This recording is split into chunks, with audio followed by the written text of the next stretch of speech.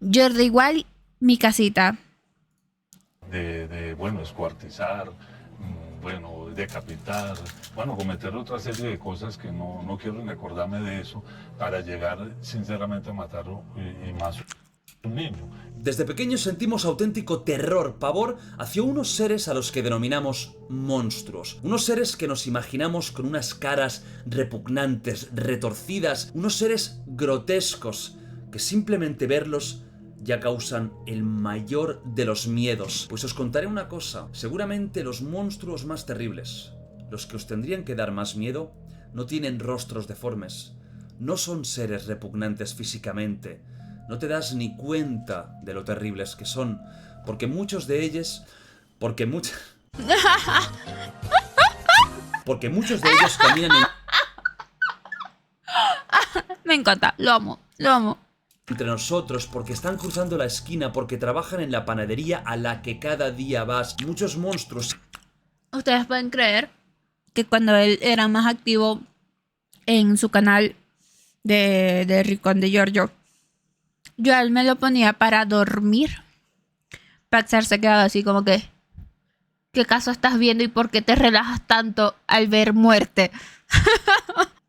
Seguramente los más peligrosos, los más terribles, son monstruos invisibles. Y nunca jamás sabrás de ellos hasta que alguien los descubra, y entonces se abre la puerta al abismo, se abre la caja de Pandora y nos damos cuenta de que esa persona, con ese rostro afable, con ese rostro incluso simpático, con un carácter agradable, era un ser tan repugnante que ni el Sí. mayor de los monstruos que podría haber surgido en la peor de tus pesadillas le podría hacer ni sombra. Hoy hablaré precisamente y os contaré una historia que ojalá... O sea, de verdad, yo se los estoy advirtiendo aquí de una vez. Ya yo sé mucho de la historia de Garavito.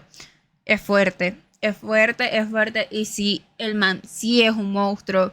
Ojalá os pudiera decir que es totalmente inventada, pero no, una vez más, la realidad supera la ficción. Hoy os contaré la historia de seguramente el asesino en serie más grande, más terrible, más asqueroso y más abyecto de toda la historia. Porque hoy es un día especial aquí y tenemos que empezar con fuerza. Hoy es el primer vídeo de la semana de Halloween 2023 en el Rincón de Giorgio. Ya lo sabéis, es tradición en mi canal, es tradición en internet que cada semana en la que está Halloween yo os hago una semana repleta de contenido terrorífico aquí en el Rincón de Giorgio. Tenéis en la descripción del vídeo la agenda de todo lo que va a pasar en esta semana, que espero que por una parte os entretenga y por otra... Ve, Giorgio, yo te voy a decir algo. Mañana es 31. Vos tenías que hacer la semana del miedo la semana pasada. Estáis atrasadito en la cuestión. Me tenéis sin contenido. Yo consumo mucho tu contenido. Lo único que no consumo mucho es tanto el podcast. Eso la verdad es que sí, que no tanto. Pero aquí, estos videos a mí me encantan.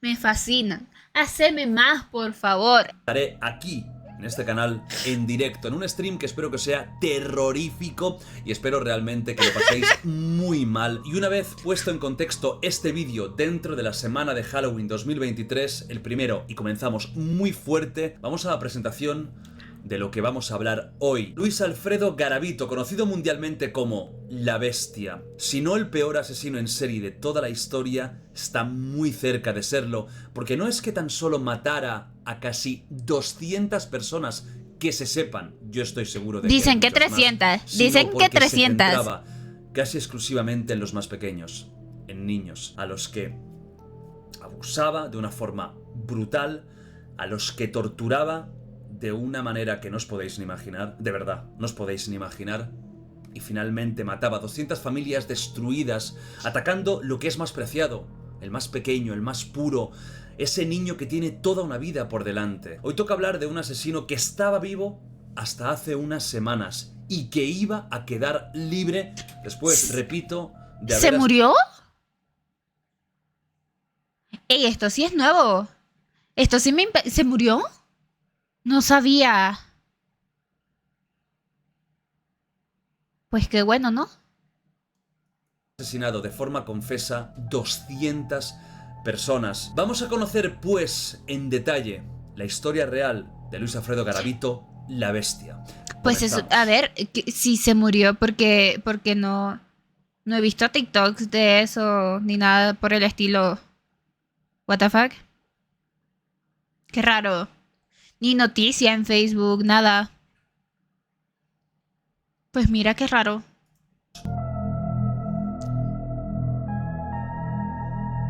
Luis Alfredo Garavito nace en Génova, Colombia, un 25 de enero del año 1957, el mayor de 7 hermanos. Sus padres, Manuel Antonio Garavito y Rosa Delia Cubillos. Del padre hablaremos porque yo creo que es muy importante en esta historia y de alguna forma podemos explicar buena parte del comportamiento totalmente anómalo y de esa visión destructora de Garavito, de esa visión tan indescriptible que lo llevaría a hacer muchas de las cosas que acabó haciendo. De la madre realmente hay poca información, más allá de que era una persona totalmente controlada y anulada por el marido, y de que no fue una madre cariñosa, madre bastante ausente, no estaba por sus hijos y quizás no les dio ni la educación, ni el amor, ni la comprensión que se merecían. De la madre, como os digo, no sabemos mucho más, pero sí sabemos del padre, figura fundamental en la vida de Garavito, un padre abusador, maltratador, alcohólico, pegaba a todos en la familia, por supuesto a él, a su propia mujer, incluso estando embarazada. Garavito recordaba que cuando su padre entraba en casa y daba un golpe con la puerta para cerrarla, sabía que iba a haber problemas. Ay, no. En muchísimas ocasiones veía en primera persona cómo el padre... Ustedes están viendo lo que el maltrato puede hacerle a una persona en construcción, en crecimiento, porque estoy segura que todo el desequilibrio mental que tenía este hombre, o bueno, o no todo, o parte, o lo que lo activó, fue todo el maltrato que sufrió de niño. Porque sí, sufrió bastante maltrato. Abusaba y maltrataba a la madre. Hay un día, una escena que le marcó, y es cuando el padre sacó una navaja y llegó incluso a apuñalar a su madre estando embarazada. Garavito se puso en medio para defenderla, también recibió lo suyo, recibió una paliza, y esto podía ser un poco el día a día de ese joven Garavito. Estamos hablando cuando tendría 4, 5, 6, 7 años. Si a esa violencia familiar tan fuerte con un padre totalmente descontrolado se le une que en el otro gran mundo que tiene un niño, que es el colegio, un niño podríamos decir que tiene dos mundos, su casa y el colegio. Pues si en ese colegio, en vez de poder encontrar refugio, tranquilidad, descanso después de las palizas, de los abusos, recibe casi lo mismo, ya tenemos un cóctel explosivo. ¿Qué pasaba en el colegio con Garavito? Bullying, marginación, insultos. Sus compañeros le llamaban Garabato, y tenéis que pensar y poneros en el contexto de un colegio de los años 60 en Colombia. Si ahora ya hay bullying, imaginaos cómo podría ser un colegio en esa zona de esa época. Es decir, este niño tenía problemas en casa y en el colegio, no tenía un refugio, un sitio donde tranquilizarse. A los tan solo 10 años, Garavito abandona la escuela. Al principio se escondía un poco de sus padres, pero como todo era tan descontrol, era otra época, al final lo sabe todo el mundo, y el niño de 10 años ya no va al colegio, se olvida de ese mundillo, y lo que le queda es encontrar algún trabajo de lo que sea, y por otra parte seguir viviendo con sus padres en esa situación. Y aquí es donde aparece uno de los puntos más duros de toda esta historia, y que aún no os he contado porque lo quería dejar para el final un poco de la vida infantil de Garavito, y es que su padre no tan solo era violento, no tan solo era un maltratador y era una persona agresiva, sino que también era un pederasta y abusó de su propio hijo, su padre. Fijaos lo que él mismo relataba: mi papá no dormía con mi mamá, dormía conmigo, él me bañaba. Tengo un recuerdo vago, era de noche, él como que me acarició, me tocó las partes íntimas. A ese señor nunca lo quise, lo veía como un verdugo. A los 12 años ya no tan solo es abusado por su padre, sino también... O sea, aquí yo tengo como sentimientos encontrados porque digo, Bertale, pobrecito lo que tuvo que vivir. Pero es que después de saber todo lo que hizo de adulto, es como que, verga, no sé... Qué feo, que jódete, marico, pero... O sea, son sentimientos encontrados, de verdad, porque es que es como que sí da tristeza porque te da tristeza, o sea, saber que un niño pasó por todo eso se siente feo. Y después que crezca y saber todo lo que hizo, Es que es extraño el sentimiento que causa Garavito, de verdad.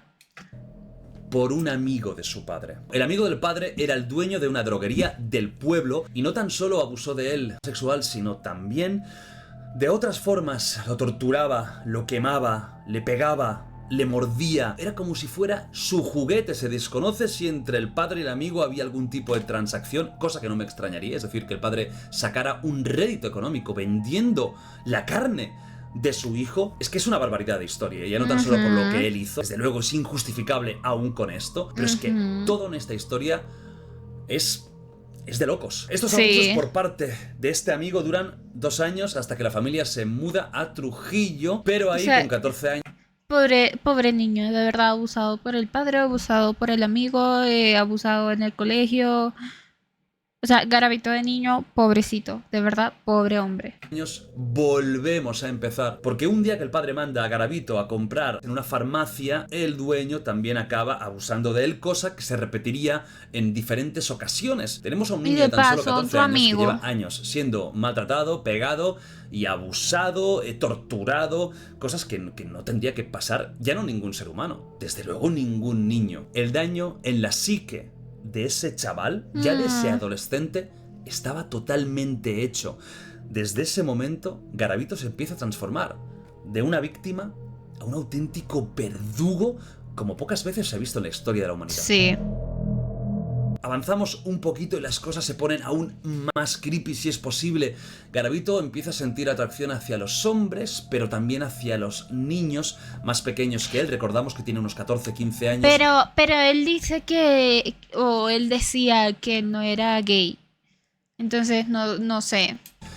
Y lo peor, hacia sus propios hermanos. Esto es lo que él mismo relata en unas declaraciones policiales. Empecé a sentir una atracción hacia las personas de mi mismo sexo. Mis hermanos y hermanas eran muy pequeños. Lo dijo él. Y yo sentí algo dentro de mí que no sabía explicar.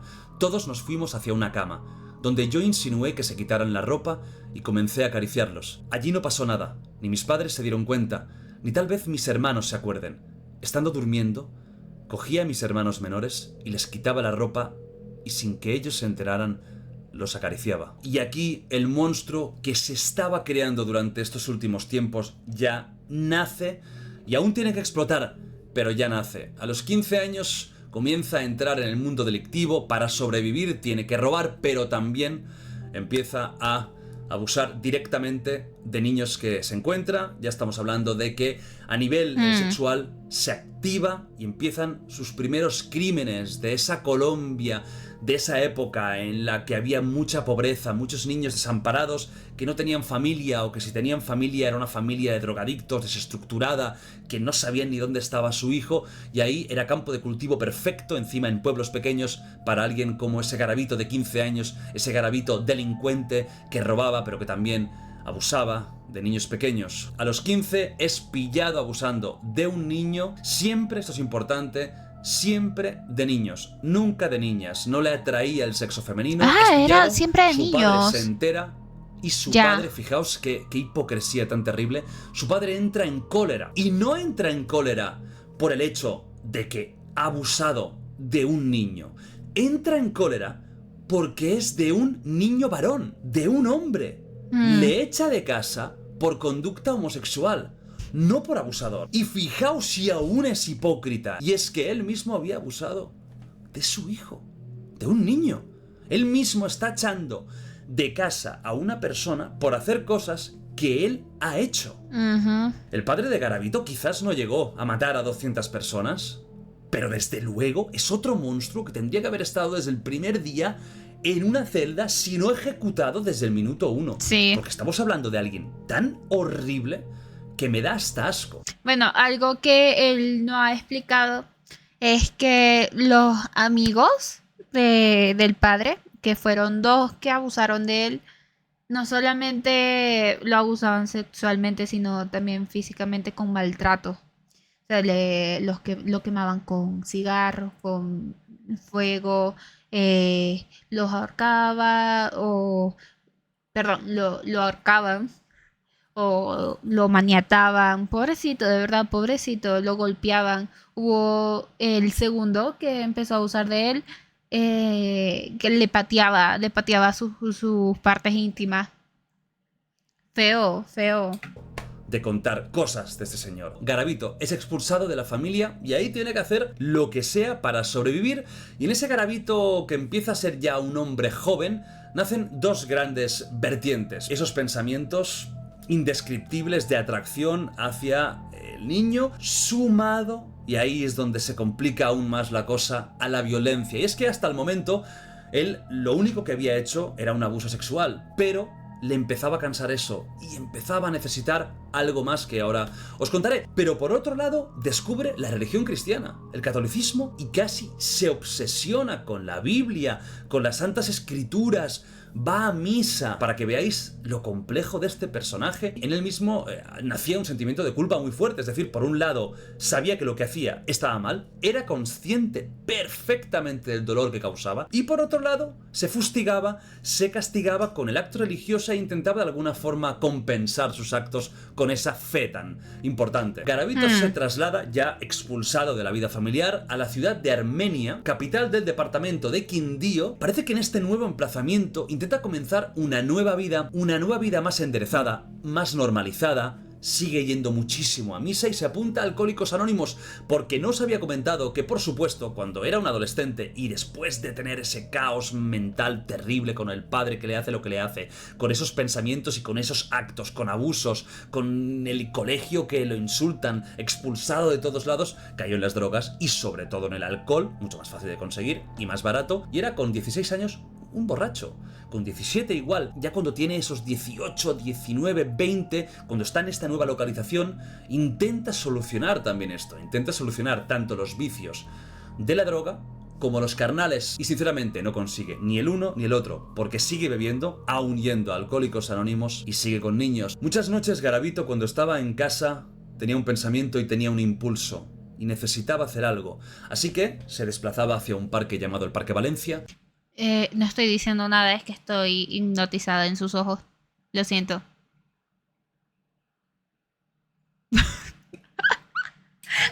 Y ahí contrataba los servicios de niños que se estaban prostituyendo, niños que estaban en la auténtica miseria y que de alguna forma les saciaban sus instintos más asquerosos. Así que todo era fachada. Por fuera intentaba dar la apariencia de persona que está reconstruyéndose, dejando atrás esa vida tan loca, pero por dentro seguía siendo el mismo monstruo. Encuentra trabajo en un supermercado y un día trabajando ahí conoce a una mujer. Garavito había tenido poquísimas interacciones con las mujeres. Por una parte, no le atraían, y por otra parte, las mujeres no se sentían atraídas por él, entonces no había demasiado contacto. Conoce a una mujer llamada Claudia, que llegaría a ser su pareja. Y le vamos a añadir aún más jodienda al tema, y es que Claudia tenía hijos, tenía 2 niños. Y podéis imaginaros aquí lo que pasa, ¿no? O lo que puede pasar. Pues no, parece ser no pasa nada. que son de los pocos niños a los que Garavito le tenía de alguna forma respeto, un cariño genuino, un respeto genuino, sí. Y que se sepa, no hizo ni intentó hacer nada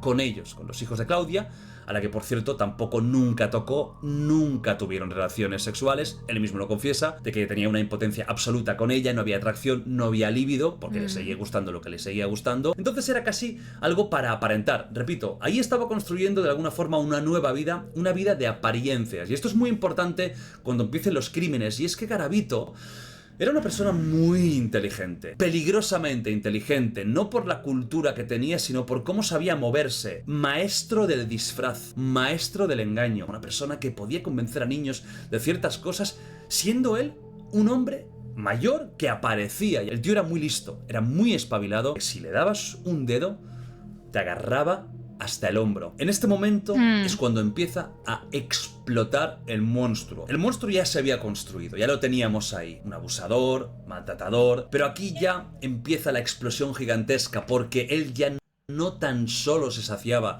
con el acto sexual, sino que necesitaba tortura, sangre. De alguna forma había asociado el concepto de amar a alguien, de tener sexo con esa persona, con hacerle daño. Y aquí es cuando se le puede empezar a descontrolar la situación completamente, porque ya no es alguien que contrata los servicios de un niño, sino que es alguien que no tan solo contrata esos servicios, sino que le pega, le produce cortes, le asfixia, le quema, etcétera. Pero es que cuando lleva un tiempo ya realizando estos actos, sumando la violencia con el sexo, ve que tampoco se sacia y necesita el último paso, el asesinato. Aquí nace la bestia. Ay, no. Déjame darle un trago a esto porque lo que se viene ahora es jodido y es denso. Viajamos al año 1992, año del primer asesinato de Luis Alfredo Garavito, de la bestia. La bestia está en un parque bebiendo y ve a un niño pequeño, un niño llamado Juan Carlos.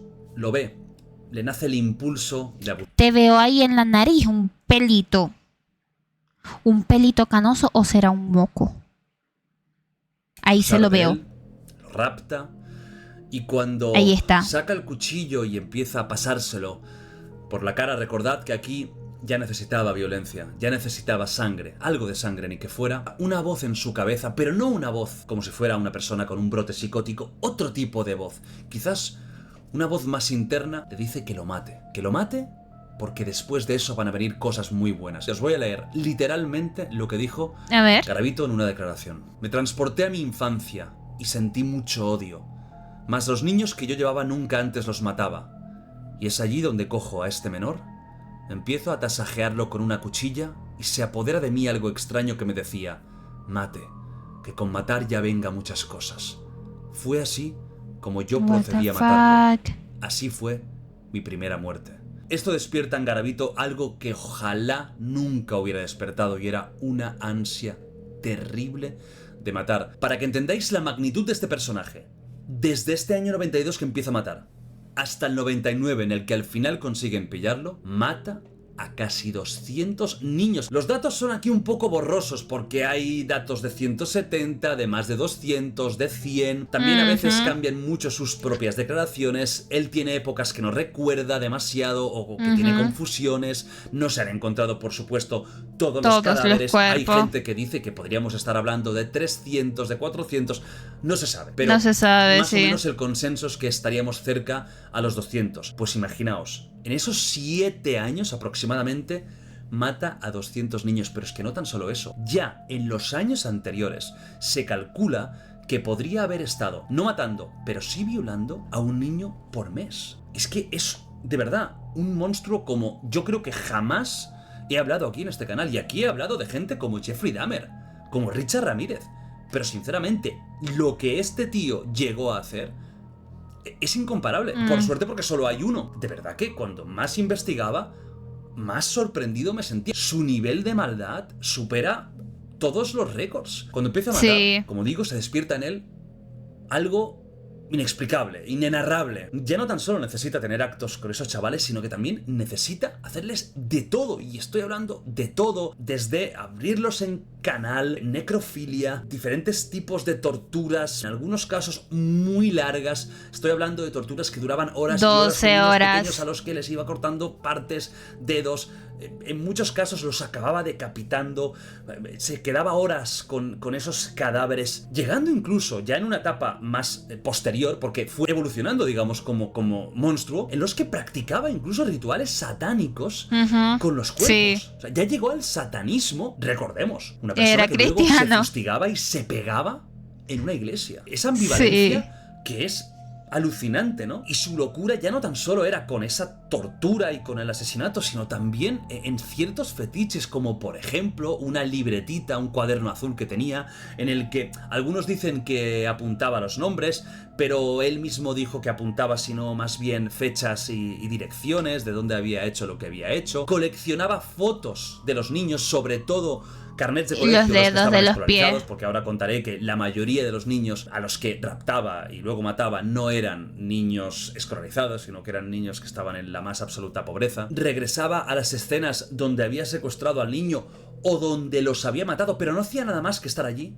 en silencio, observando, recordando, pensando. Era un tío que, como os he dicho antes, de tonto no tenía un pelo, era súper listo y era un genio del mal para hacer lo que tenía que hacer. No era un loco que se presentaba en un sitio, veía a un niño, lo raptaba y a ver qué pasa. No, lo tenía bien estudiado. Sí. Sabía perfectamente dónde los tenía que llevar, dónde podía esconderlos, para que veáis la ambivalencia que tenía este personaje. Hay unas declaraciones suyas que son terroríficas y que explican bastante bien lo complicado y lo complejo de este despojo humano. Fijaos, eso lo hice yo. Sentía placer al hacerle esto a los niños, que aparecían con los intestinos afuera, y así yo parece que me quedaba tranquilo.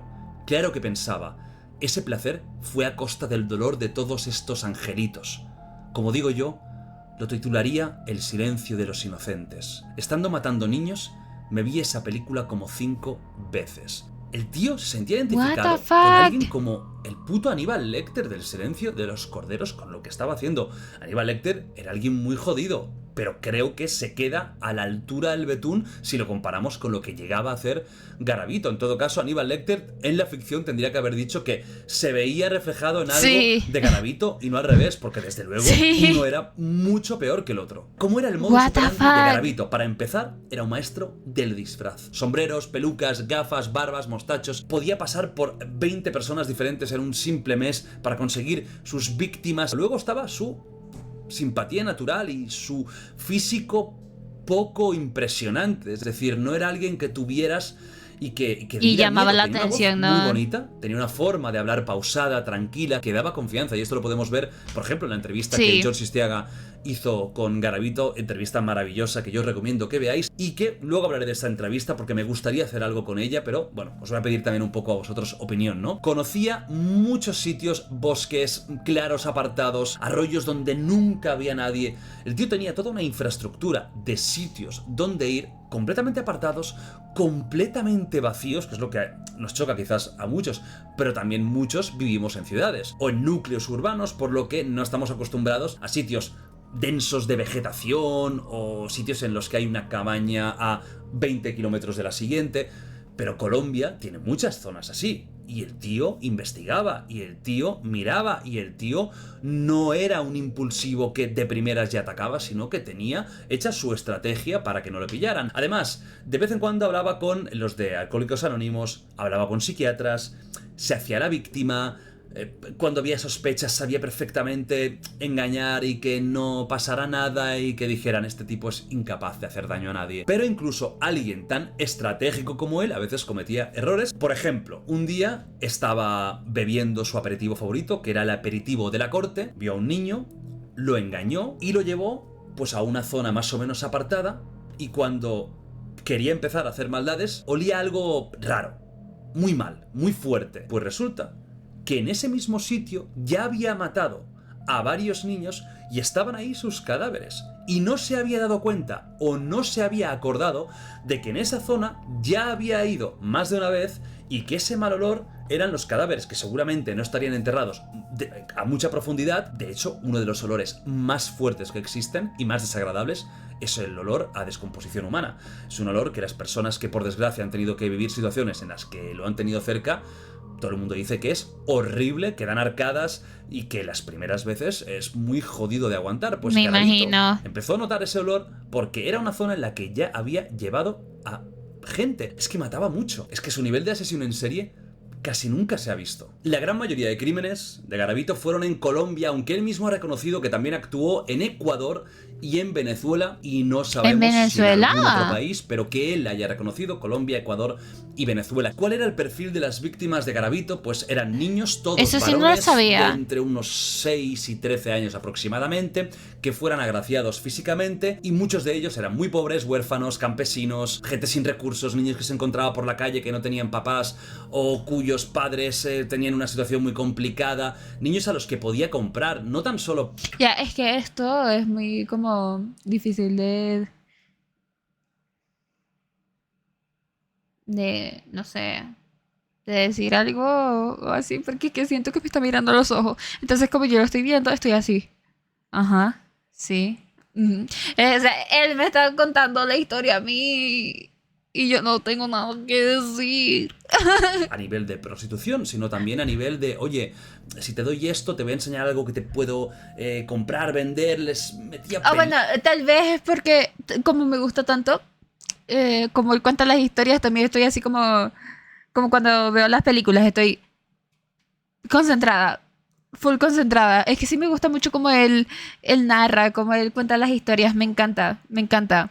Películas, les ofrecía negocios, pequeñas historias para que le acompañara a un sitio que tenía algo muy especial que se lo iba a regalar. Al final los convencía y luego hacía lo que hacía. Casi todas sus víctimas fueron de este perfil. Sí que es cierto que están documentados 6 adolescentes de entre 14 y 16 años, que no sabemos si es porque tenían un físico más infantilizado, porque su ansia era imparable y son los primeros que encontraron, pero la gran mayoría eran más pequeños, ya os digo, entre 6 y aproximadamente 13 años. De todos los niños a los que atacó, tan solo 2 que se sepa consiguieron escapar con vida. Tan solo 2, que es un porcentaje bajísimo, así que su Muy fiabilidad bajo. cuando atacaba era gigantesca. Y también la seguridad de que cuando agarraba a un niño ya no tan solo iba a abusar de él, sino que también, sí o sí, iba a acabar con su vida. Vamos avanzando años, ya nos acercamos al año 99, como os he comentado antes, ya sumaba ritos satánicos al propio asesinato. Una cosa que dijo, que cuando la leí me quedé blanco, es la siguiente: practiqué ritos satánicos con los menores que asesiné, lo hice a mi manera, pero no quiero explicar cómo lo hice. Yo hice un pacto con el diablo para no contarlo. Aquí ya estamos hablando de pactos con el diablo, What the esa fuck. persona tan profundamente religiosa que luego a lo mejor iba a la habitación del hotel y se fustigaba, se pegaba, llamaba a Dios y le maldecía porque no podía detenerse. Llegamos al año 99, después de muchas desapariciones, de que la policía está buscando a un asesino del que no saben nada. Han encontrado cadáveres, han encontrado trozos de cadáveres, han visto desapariciones por diferentes sitios de Colombia, pero no saben quién es, no lo encuentran, pero todo, por suerte, llega a su fin. El 22 de abril del año 1999, la racha de asesinatos como nunca se había visto de Luis Alfredo Garavito, de la bestia, también se terminó para siempre. El 22 de abril del 99, Garavito estaba en las calles de Villavicencio y había estado estudiando durante unos días a un niño llamado John Iván Sabogal, un niño pobre que vendía lotería por la calle, lo engaña, lo lleva a un sitio apartado, pero por fin, años después de que hiciera esto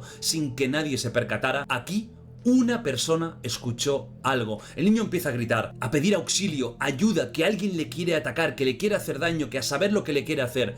Y un chatarrero que estaba cerca fumando marihuana lo escucha, se acerca y empieza a tirarle piedras a Garavito, que se enfada como casi nunca se había enfadado y cuchillo en mano comienza a perseguir no tan solo al chatarrero, sino al niño, que aprovechando el momento de confusión había conseguido liberarse y que también se estaba escapando. Al final, tanto el niño como su salvador fueron más veloces que Garavito. Este se cansó, no pudo continuar con la persecución y se escaparon. Una vez el niño y el chatarrero se han dado cuenta de que ya no están siendo perseguidos, llaman a la policía a la estación de La Esperanza. La policía se presenta al momento y después de una pequeña persecución en la que van justo en la zona, en el monte en el que había estado a punto de suceder el asesinato de este pobre chaval, ven a alguien que sale.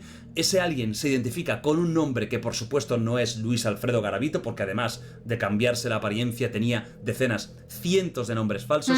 Se identifica con otro nombre, el niño lo ve y dice que es él el que le iba a violar. Lo atrapan y aquí termina de una puta vez esta fechoría y esta cadena de crímenes, asesinatos, violaciones como nunca se había visto, y por fin la bestia acaba en la cárcel. Por supuesto, el juicio, la detención es extremadamente mediático. Si quitamos a los narcos, seguramente es el caso criminológico más mediático de la historia de Colombia. Sí. Es que estamos hablando de seguramente el mayor asesino en serie en cuanto a número de asesinatos de la historia moderna y que nosotros tengamos datos. Garavito, en febrero del año 2000, es condenado a 1853 años. Muchos pensaréis, bueno, pues ya está. Toda la vida en la cárcel, no hay pena de muerte, pero de la cárcel no va a salir nunca. Pero las leyes en Colombia son diferentes. En el país, la cadena perpetua no es viable, por lo que se conmutó esta condena por una de 40 años. 6 años después, el propio Garavito dijo la ubicación de diferentes cadáveres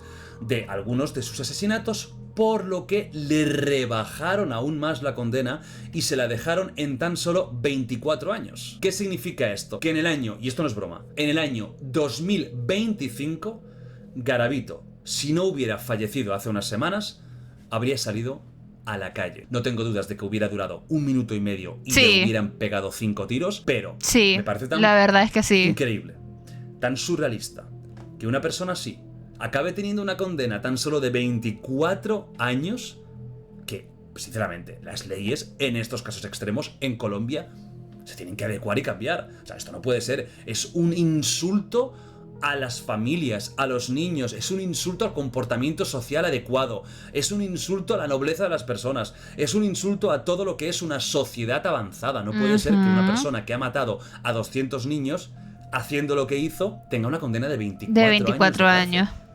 Es que no tiene ningún sentido, es que es insultante, sinceramente. De Garavito en la cárcel se sabe que, a raíz de todo lo que había hecho, hubiera durado 1 minuto, por lo que se pasó toda su condena solo, y que en los últimos años, pues, tenía leucemia, tuvo un cáncer en el ojo, que es la causa definitiva de su fallecimiento, y a los 66 años acabó muriendo por fin, porque ojalá no hubiera ni nacido, acabó muriendo por fin la bestia, Luis Alfredo Garavito. En la cárcel a veces dio entrevistas, y una de las mejores que yo he visto sin duda es la de Jon Sistiaga, que es una entrevista maravillosa. ¿Y qué es lo que os quería pedir? ¿Queréis que haga, como hice con Richard Ramírez, como hice con Jeffrey Dahmer, un análisis psicológico Sí, de la por entrevista favor. de Sistiaga aquí en el Rincón de Giorgio? Eso sería para después de Halloween. Si este vídeo veo que tiene Sí, por muchos, favor. yo qué sé, likes o muchos comentarios que me pedís esto, muchas Está. visitas, que gusta mucho, que queréis Guacata. más historias o Like, más like, contenido de este caso, pues yo lo voy a hacer, ¿vale? Depende un poco de vosotros. Como ahora hago poco contenido en el Rincón de Giorgio, que la verdad tengo que priorizar lo que hago y lo que no, os lo pido. Si veo que tenéis muchas ganas de un análisis de esta entrevista, con mucho movimiento de este mismo vídeo, lo voy a hacer. Si no, pues oye, hay 5000 temas más que tocar. Comenzamos la semana de Halloween con este caso terrible. Hemos empezado muy fuerte. Creo- Sí, esa es otra cosa. Este man tenía miedo de que lo mataran. Él le tenía miedo a la muerte.